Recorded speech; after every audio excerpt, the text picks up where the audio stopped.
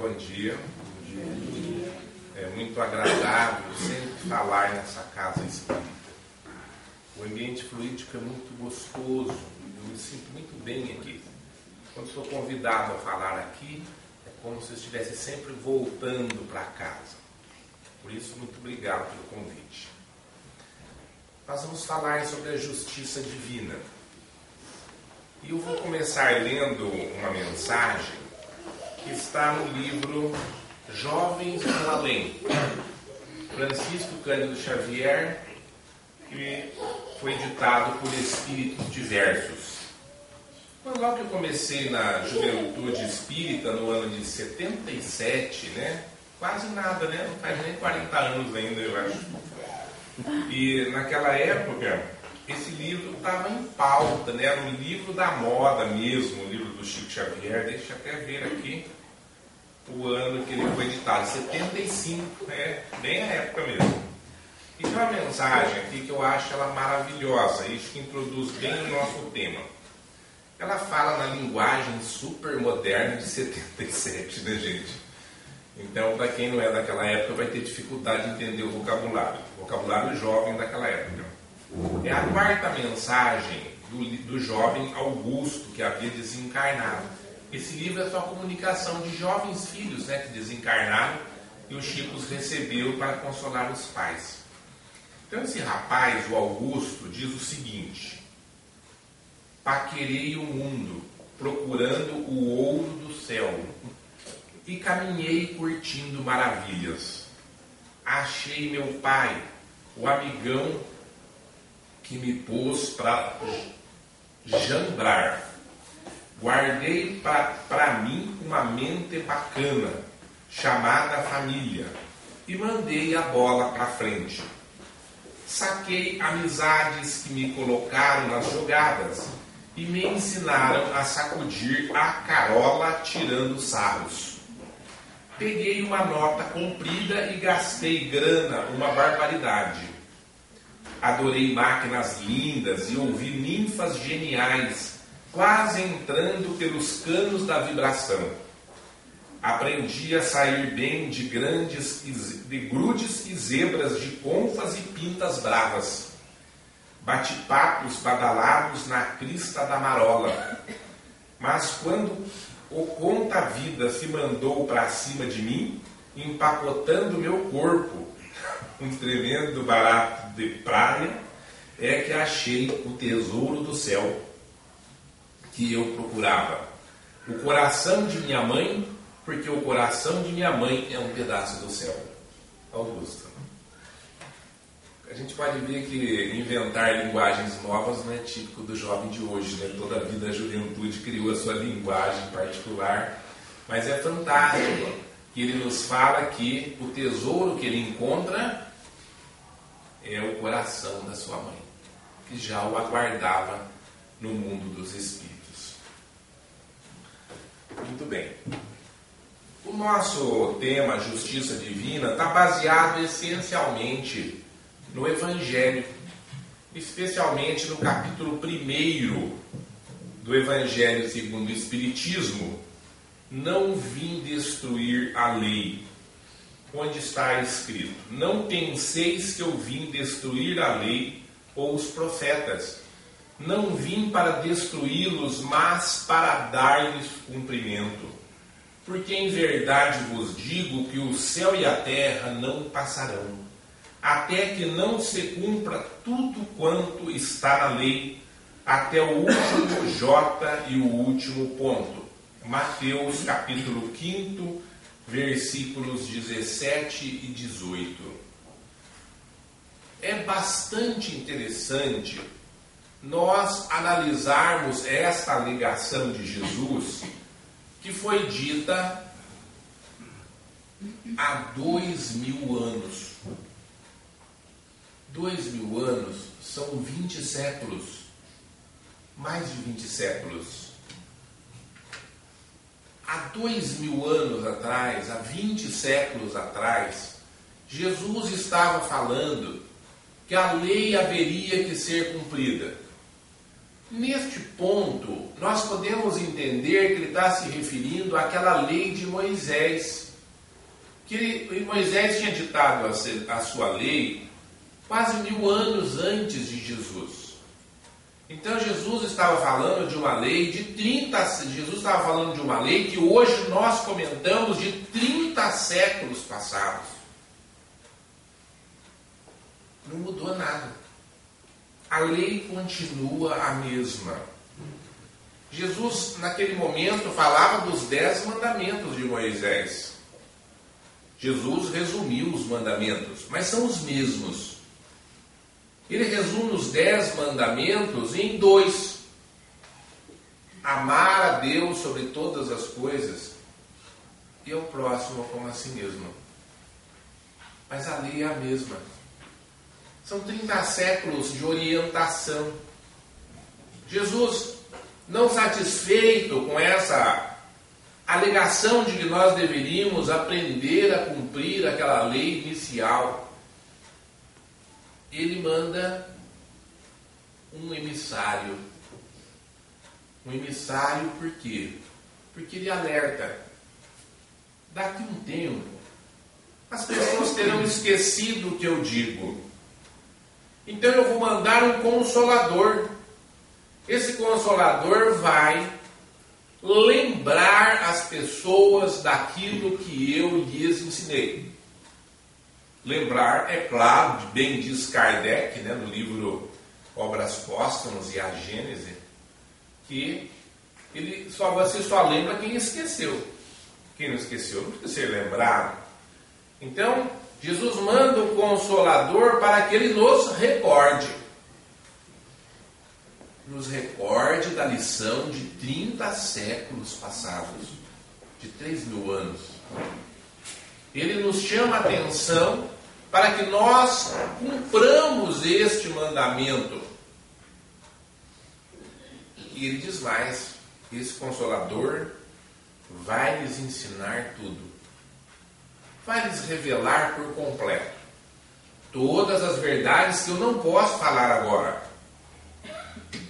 Porque quando Jesus havia alertado sobre a reencarnação, e Jesus nem faz isso com meias palavras, Jesus, ele é muito explícito nos seus ensinamentos. Ele fala assim para o Nicodemos: se você quiser ser salvo, você tem que nascer de novo. Ah, mas nascer de novo, o que significa isso? O Nicodemos entendeu perfeitamente. Ele fala: então um homem velho tem que voltar para o ventre da sua mãe? E Jesus o adverte, dizendo-lhe que se ele não sabe desse tipo de coisa, ele que é mestre em Israel, então ele não ia falar de coisas muito mais complexas.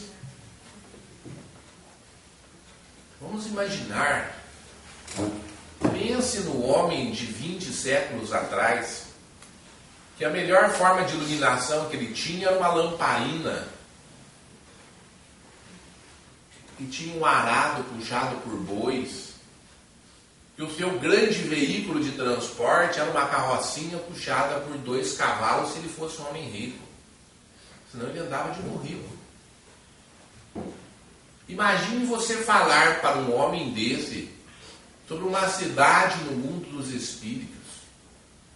Imagine você descrever para ele situações como transmissão de imagens, de sons. Eles achariam que o Cristo estava louco.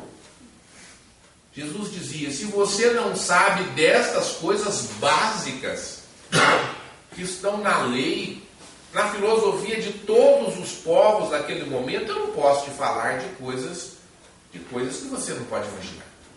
Então, por isso, eu vou lhes mandar um Consolador. Com o tempo, vocês receberão alguém que os recordarão daquilo que eu lhes ensinei e lhes ensinará tudo. Muito bem. Os séculos viraram. 2000 anos passaram. Em 1857, mais precisamente no dia 18 de abril, veio a lume o Livro dos Espíritos. O Livro dos Espíritos, que é um tratado de filosofia absolutamente completo. Trata de todas as necessidades humanas. Começa com a pergunta especial: o que é Deus? O Kardec fugiu completamente daquela personificação divina, que Deus era uma pessoa. O Kardec já entendeu que Deus não podia ser uma pessoa. Porque Deus não podia ser um homem sentado num banco. Aquela figura barbuda, lembra? Aquele barbão comprido, né? Aquele homem gordo, sentado numa cadeira sem fazer nada. Não dava mais para aceitar isso. Deus tinha que ser alguma coisa. Então ele pergunta o que é Deus.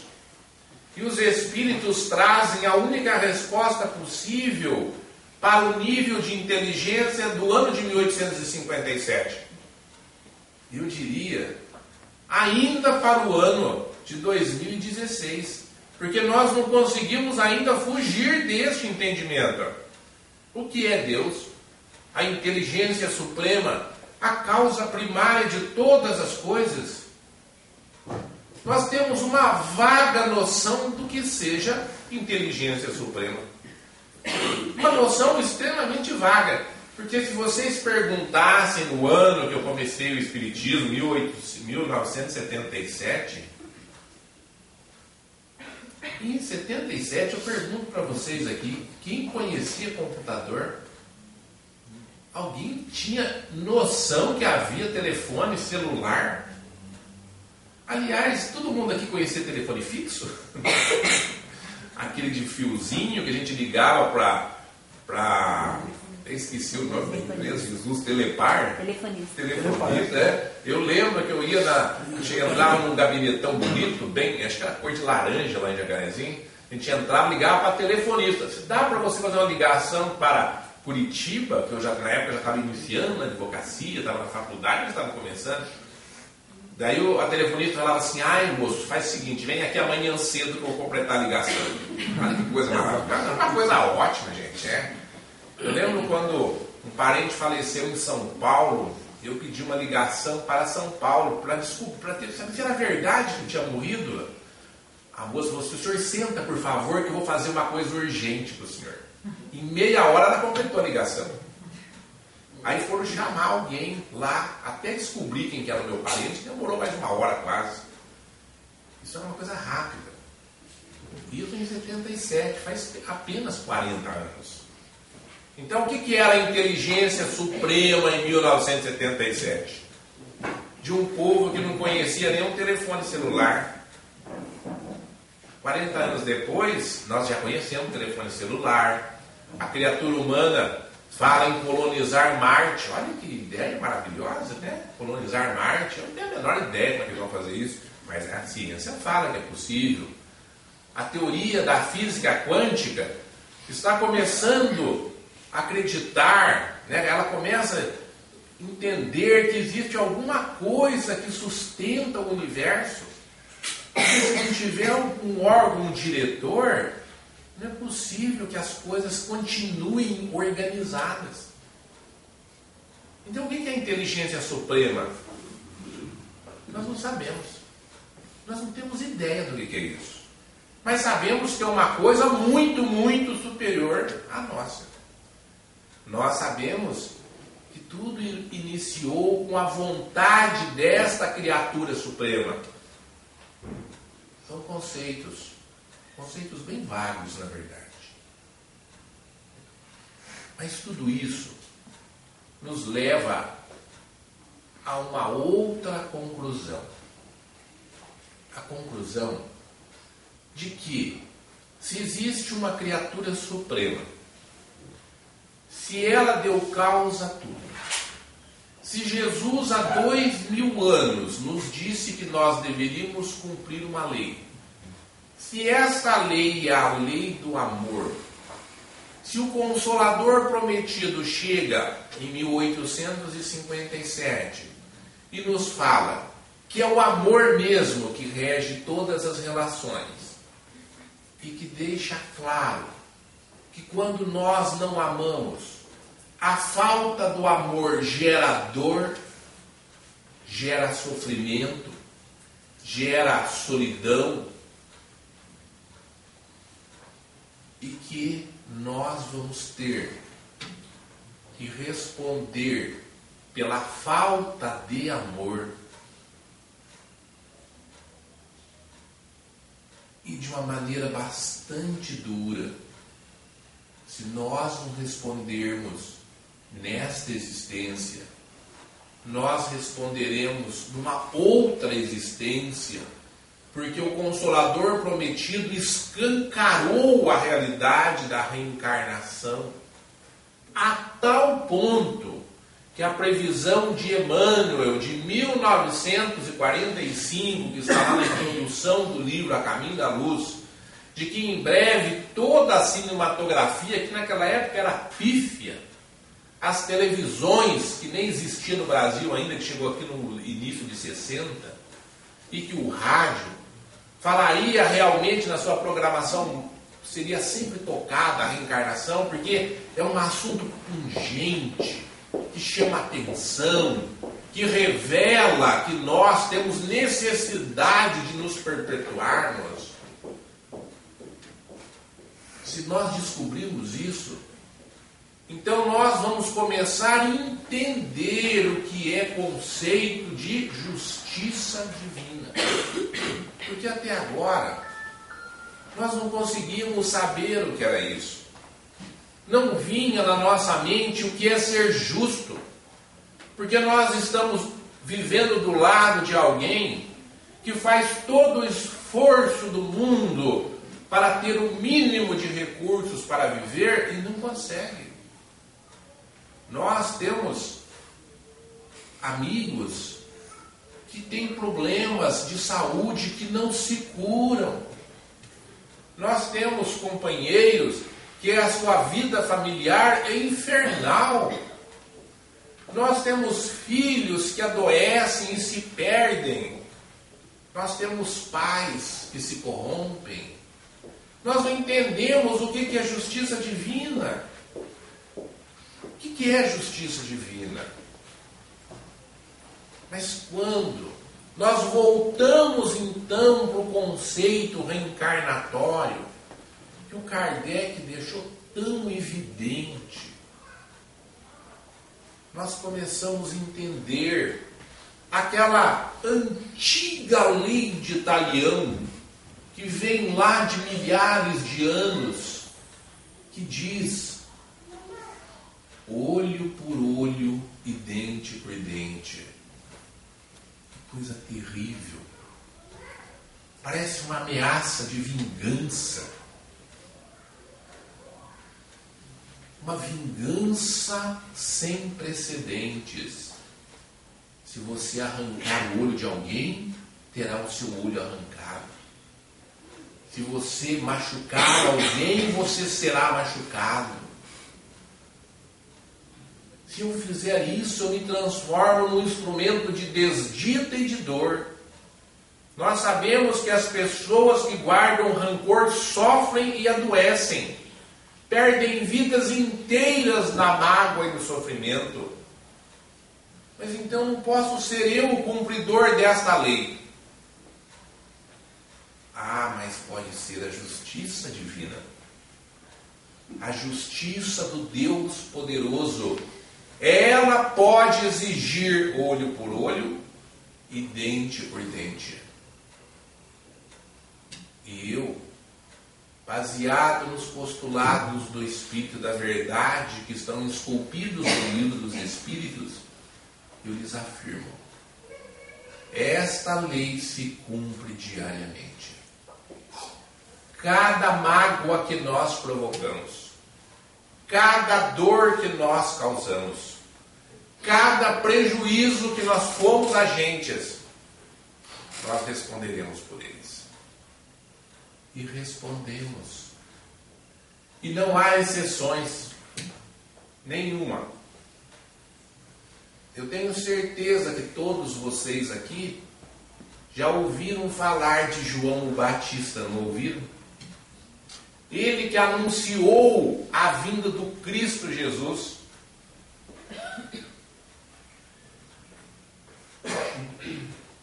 Será possível ter um trabalho mais sublime do que anunciar a vinda do Cristo Jesus? Acho que eu fui meio machista, né? Mais sublime era pari-lo, né? Mas eu sou machista, desculpe. Então, fora parir Jesus, o mais sublime é anunciá-lo. E Jesus não deixou por menos. Jesus disse que de todos os homens nascidos de mulher, o maior de todos foi João Batista. Foi o Cristo quem disse isso. Então ele era o maior de todos. Ele não é o que deveria ter os maiores privilégios?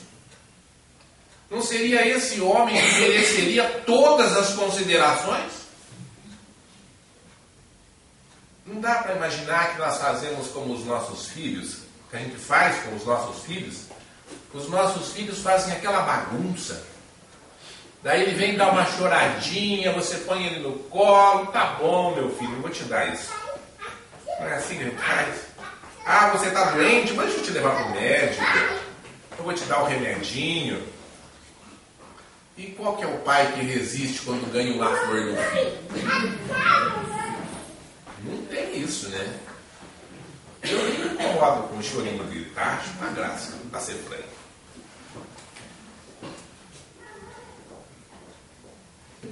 Fiquei emocionado por isso. Mas então, devo ter lembrado do meu neto e da minha neta. Mas, desculpa, se nós fazemos isto para os nossos filhos, não seria justo pensar que Jesus faria isso com João Batista? Que ele o protegeria? Não seria. Não seria de pensar. Afinal de contas, ele veio, João Batista viveu no deserto, se vestia de pele de urso e só comia gafanhoto. Olha que delícia. Comer gafanhoto deve ser uma delícia comer gafanhoto. Eu fico imaginando. Com mel. Pelo menos era doce, né? Gafanhoto com mel era a comida dele. Quando ele começa a pregar, a comunidade se impressiona. Ele era um homem fabuloso, João Batista. Um homem muito severo. Ele não concordava com nada. Nem poupava o rei, nem o miserável. Se tivesse errado, João Batista não se excusava de apontar o erro. E ele era um homem sem máculas. No entanto, depois de ter feito o seu ministério, que é a pregação, o batismo do Cristo, a anunciação, porque a lei judaica era cheia de detalhes. Ninguém podia se apresentar sozinho, alguém tinha que ser apresentado por outrem. Então João Batista vai na frente, o mais puro dos homens é aquele que anuncia Jesus e aquele que aponta. Olha, veja uma pomba descendo sobre ele. Este é o Filho de Deus. Todos acreditaram.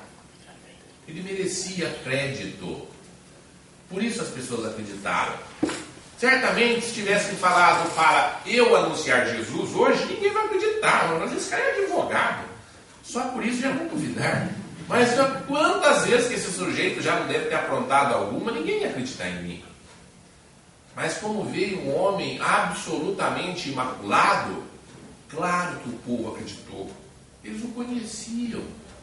Eles davam muito valor nisso. Eu conheço essa pessoa desde o seu nascimento. E naquela época isso era comum. Por quê? Porque o sujeito nascia e morria no mesmo lugar. Aqui em Londrina isso é quase impossível. Eu não nasci em Londrina, eu vim para cá, já tinha 30 anos. Quantas pessoas que estão aqui que nasceram em Londrina? Levantem a mão só para eu saber. A maioria não nasceu em Londrina. Então aqui já não dá para dizer, eu conheço esse cara desde o nascimento. Mas naquela época dava. E João Batista era a figura ímpar. Mas João Batista é preso. E preso por um capricho, hein? Foi preso. A mulher de Herodes, na verdade era mulher, era cunhada, mas tinha uma vida marital com Herodes. E o João Batista havia recriminado esse ato incestuoso, porque o Herodes era irmão do marido dela. E ele havia recriminado isso, disse que ele não seguia as regras e ela também não valia nada, era a expressão bem clara dele.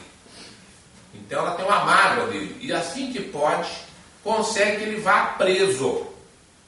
E depois de preso, pede para Herodes a cabeça de João Batista. Jesus sabia que João Batista estava preso, porque os discípulos de João Batista foram ter com Jesus. Porque João Batista estava preocupado. Ele queria ter certeza que aquele Jesus que ele havia anunciado era de fato o Messias.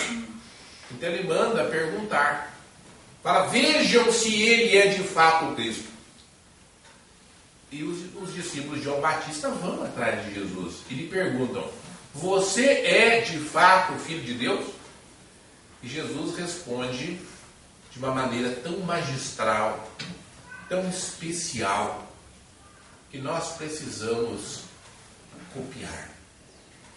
Ele fala assim, não atentem para o que eu falo, nem para o que as pessoas falam, mas veja, os cegos veem, os doentes caminham, os mortos se levantam. Jesus estava dizendo, não preste atenção em palavras, mas preste atenção no que eu faço. São as minhas atitudes que revelam o que eu sou. As minhas atitudes, os meus exemplos.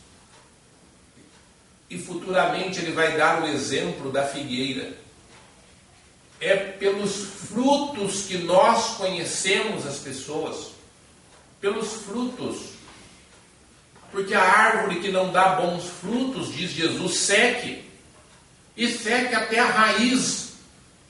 Porque esta árvore vai ser picada e transformada em lenha, vai ser atirada ao fogo, diz o Cristo. Mas a árvore boa, a que dá bons frutos, esta será cultivada, preservada. E depois disso, João Batista tem a sua cabeça cortada. E Jesus não impediu. Mas por que ele não impediu? Herodes era um rei pérfido, desprezado pela população. Ele abusava do seu poder. A mulher dele, a Amásia dele, mulher do seu irmão, também era do mesmo nível. A sobrinha que havia feito a dança dos sete véus, num ato de atentado ao pudor, recriminava até hoje. Também não era pessoa de grande moralidade.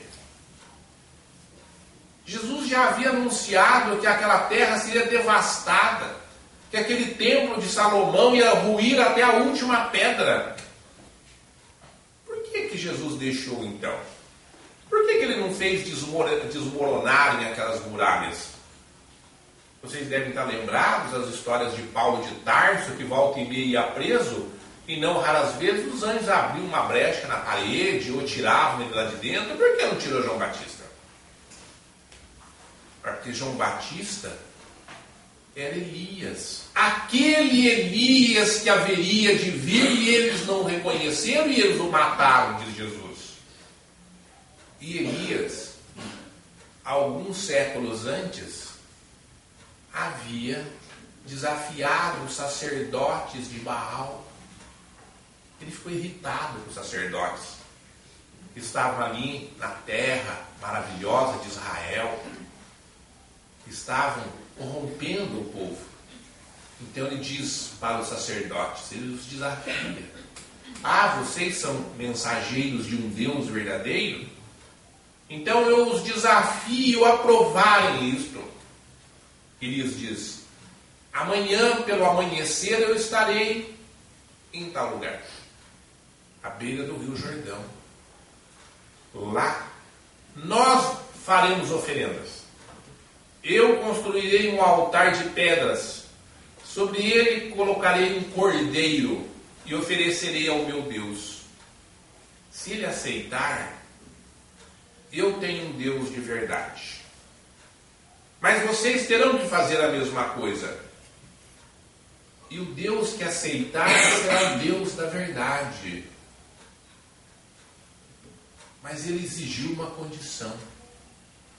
Quando a oferta fosse feita, Deus teria que buscar a oferta sem que os homens tocassem nela, depois de preparado o altar. Porque o hábito era pôr fogo na lenha, a fumaça subia e Deus absorvia a fumaça. João Batista não concordou. Ele disse: Deus que tem que pôr fogo na lenha. E 450 sacerdotes foram para essa disputa. E ao amanhecer, os altares estavam prontos. Uma pilha de pedras, muita lenha, um cordeiro em cima. E os sacerdotes de Baal começaram a rezar. Fizeram suas preces e suas orações. O sol já estava caindo e não havia aparecido uma única faísca para aceitar aquela oferenda. Eles já não aguentavam mais, estavam esgotados, exauridos. Falaram para Elias: eu ofereço a você, porque é impossível fazer o que você está falando. Elias chamou o povo, mandou que eles encharcassem até não poder mais a sua lenha, a sua pedra e o seu cordeiro. Feito isso, ele eleva os braços e a sua prece e pede a Deus: Senhor, aceita a minha oferenda. E diz a Bíblia que vem um raio do céu e elimina por completo o cordeiro, a lenha e as pedras. O povo se revolta e prende aqueles sacerdotes, 400. E Elias manda que lhes cortem a cabeça. Degolou todos. A Bíblia diz que as águas do Jordão tingiram-se de vermelho. Esse crime estava na consciência de Elias. E por isso, quando ele vai preso lá, Jesus não interfere na sua execução. Por quê? Porque todos pagaremos pelos nossos crimes. Portanto, quando nós vamos em busca do sentido de justiça divino, nós temos que ter em mente que não existem injustiças.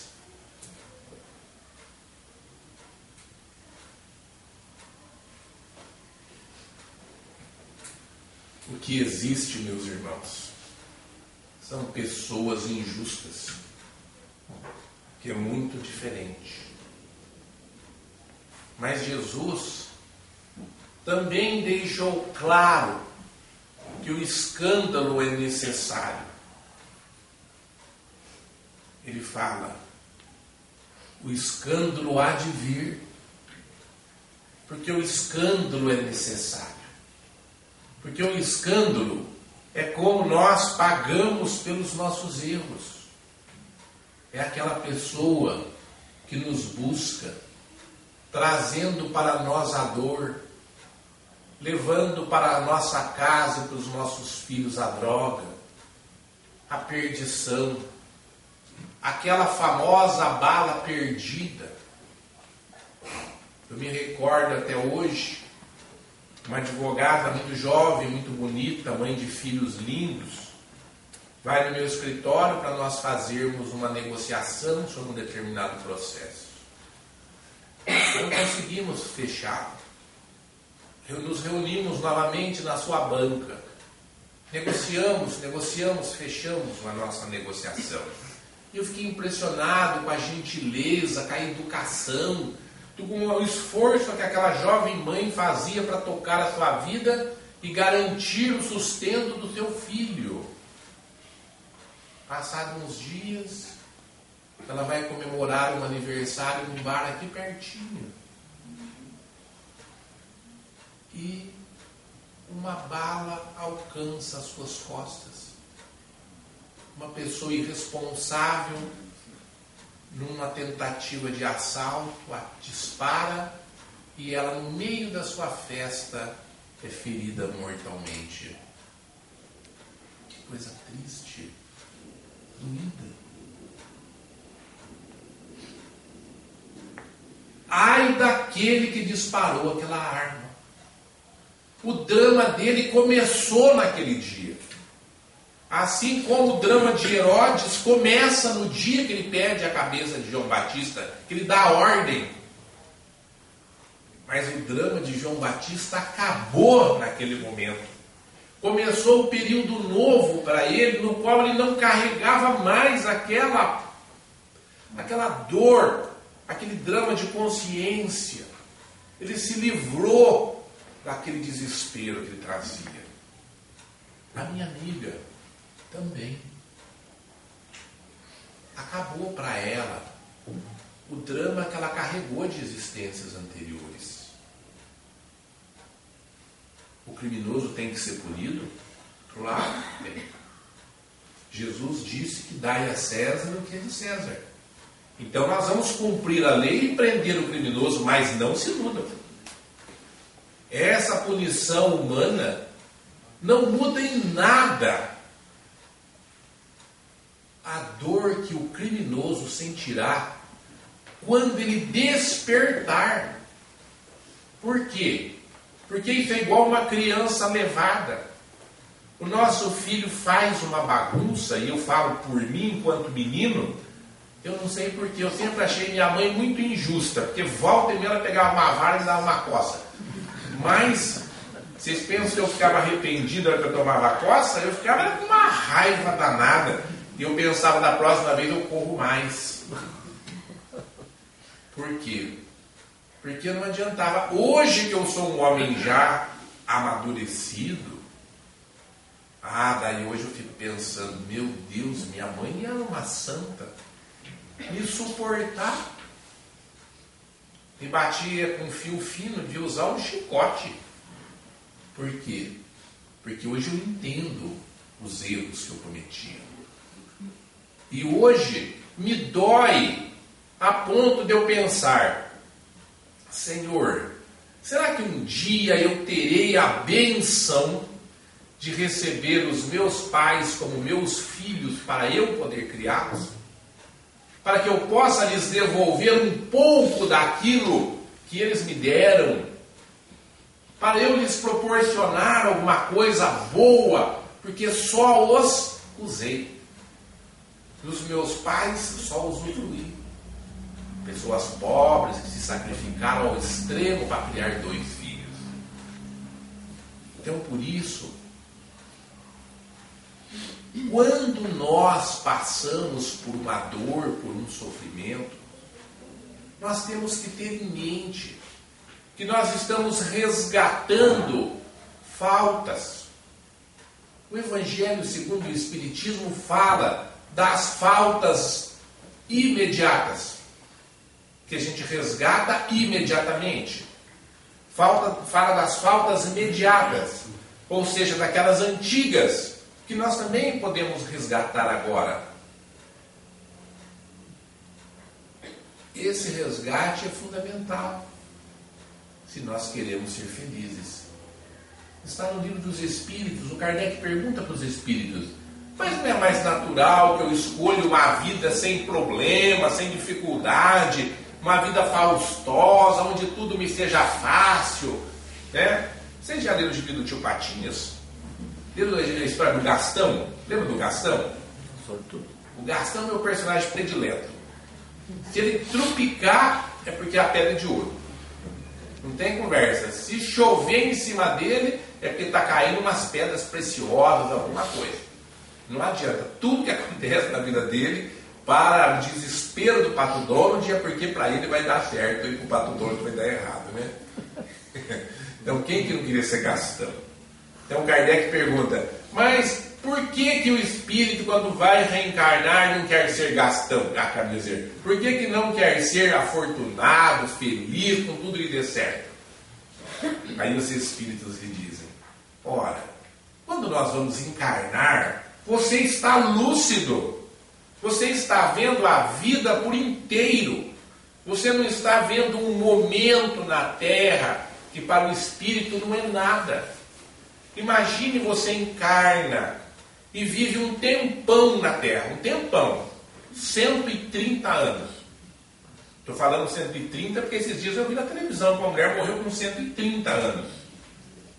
Né? Geralmente a gente morre bem antes. Mas vamos supor 130. Se você viveu 130, vai viver 130 anos. No meu caso ainda falta 70 para isso, então uma felicidade total. Agora, meu pai morreu com 77, a minha mãe com 50. Então provavelmente eu não vou chegar a 130. Seja como for, vai passar rápido, não vai? Não passa rápido. Esse livrinho aqui, quando eu entrei no Centro Espírita João Batista em Jacarezinho, eu adoro aquele centro até hoje, apesar que faz 36 anos que eu não entro nele, mas eu lembro que esse livrinho era o livro do momento. Todo mundo ia buscar lá, a gente tinha uma livraria, e todo mundo queria comprar esse livro, ou emprestar, porque era o livro do momento. Gente, faz 40 anos. Precisamente faz 41 esse livro foi editado. Para mim, parece que foi ontem. Então 40 anos se passaram que eu nem vi.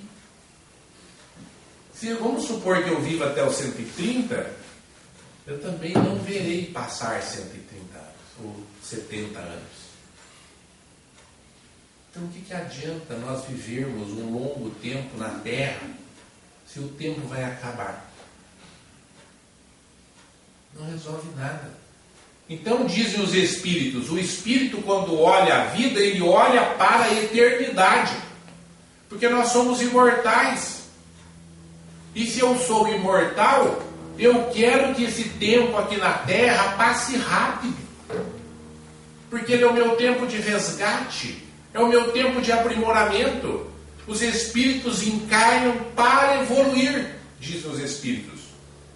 E nós sofremos, passamos por mazelas, por dificuldade, porque isso é importante para o nosso processo evolutivo.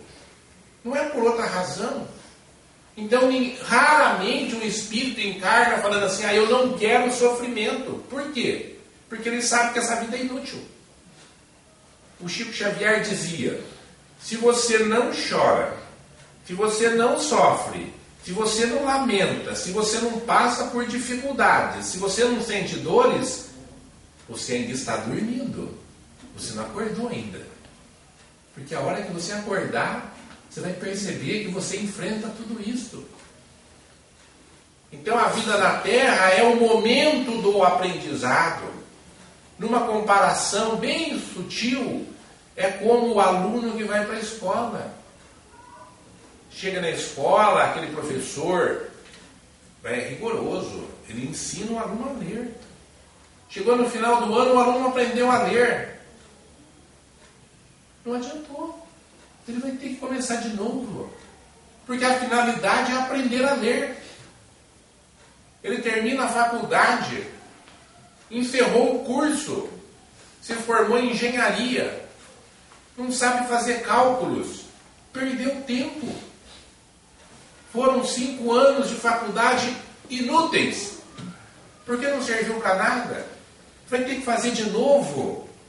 Ou então ele se formou em engenharia e vai fazer um trabalho que não precisa do curso. Perdeu tempo. Então nós estamos aqui na Terra para aproveitarmos o tempo. E o aproveitamento do tempo exige de nós o sacrifício. por isso que não há injustiças. Por isso que Deus é justo. Por isso, quando nós enfrentamos uma dor, nós precisamos agradecer a Deus pela dor, lutar com ela bravamente, sorrirmos e abraçarmos o nosso companheiro. Muitas vezes aquele que provocou a dor. Porque é amando o nosso adversário que nós seremos diferentes. Jesus fala assim: todos abraçam, todos afagam os seus amigos. Todos. Ímpios e justos, diz Jesus. Por isso o mérito, a grandeza está em você abraçar o seu inimigo. Você proteger aquele que te ofende. Você elevar aquele que te diminuiu. Exatamente por esta razão é que Jesus, quando ele está lá na última ceia, sentado entre os seus discípulos, e eu gosto de pensar nisso, meus irmãos, gosto muito, porque eu fico imaginando se fosse eu que estivesse ali para ser crucificado daqui umas horas. Porque vocês devem imaginar que ser crucificado deve ser uma delícia, né? Aí Jesus estava ali para ser crucificado. Todos os discípulos sabiam que ele ia ser crucificado. E eles, num ato de total ternura, começam a discutir quem que vai sucedê-lo na frente dele. Gente, está parecendo umas reuniões que eu participei de gerência de empresa. O outro gerente nem saiu ainda, o povo já está começando a brigar para quem que vai suceder na gerência. Agora ali era um Cristo que ia ao sacrifício. Jesus ouviu aquilo quando lhe perguntam quem te sucederá, mestre. O que ele faz? Pega uma bacia, tira suas vestes, amarra uma toalha na cintura, fica com a roupa do servo, do escravo, porque só escravo é que se vestiu assim. Pega uma bacia e vai lavar os pés dos discípulos, porque isso era serviço de servo, de escravo. Nenhum homem digno lavava o pé dos outros, era uma humilhação. Tanto que uma mulher entra chorando numa reunião onde está Jesus e começa a lavar os pés do Cristo, esfregá-lo com as suas mãos, as suas lágrimas e o seu cabelo. E as pessoas falam, ficam olhando e não se admiram, por quê? Porque é um serviço considerado para pessoas menores. Veja que naquela época a mulher era considerada pessoa menor, hein, gente? Hoje a gente sabe muito bem que são elas que mandam. Vamos voltar ao assunto, né? Muito bem. Aí, quando Jesus pega aquela bacia e começa a lavar os pés dos seus discípulos, o que ele fala para as pessoas? Quem quiser ser o maior de todos, que sirva a todos. O maior de todos é aquele que for o maior servidor. Não é aquele que se julga melhor do que os outros, mas é aquele que pelas suas obras e pelo seu trabalho se projeta além do que é natural, aquilo que decorre do nosso orgulho, da nossa vaidade, da nossa prepotência, do nosso egoísmo e da nossa ambição. Quantos de nós estamos perdendo a nossa existência por orgulho ou por ambição? Muitas vezes traindo a confiança daqueles que confiam em nós, dos nossos preceitos mais sagrados.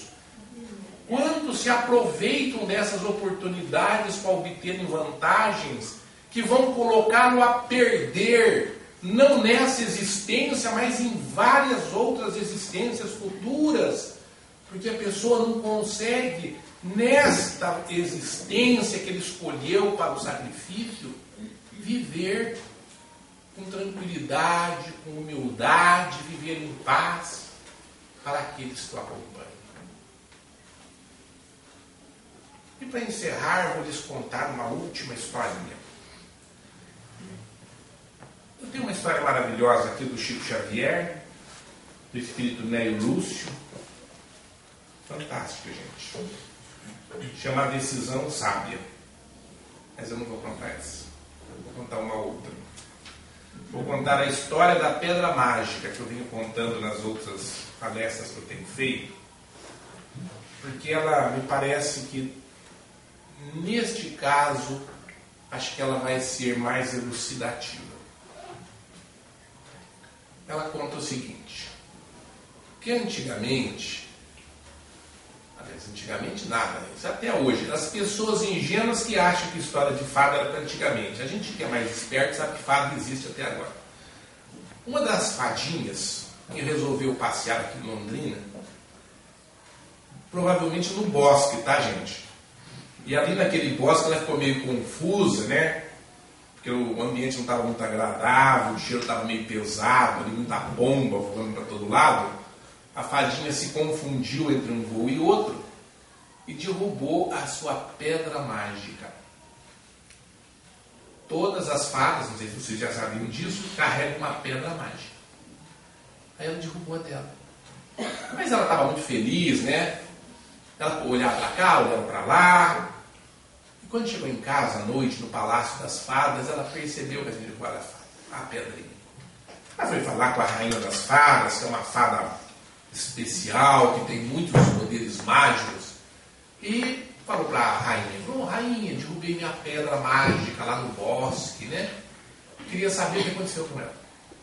E a rainha se concentrou, estralou os dedos e surgiu uma imagem de um rapaz, trabalhador, operário, né? Muito diligente, achando a pedra. Ficou tão feliz com aquela pedra bonita, botou no bolso. E pensou com ele o que farei com essa pedra, mas foi para casa.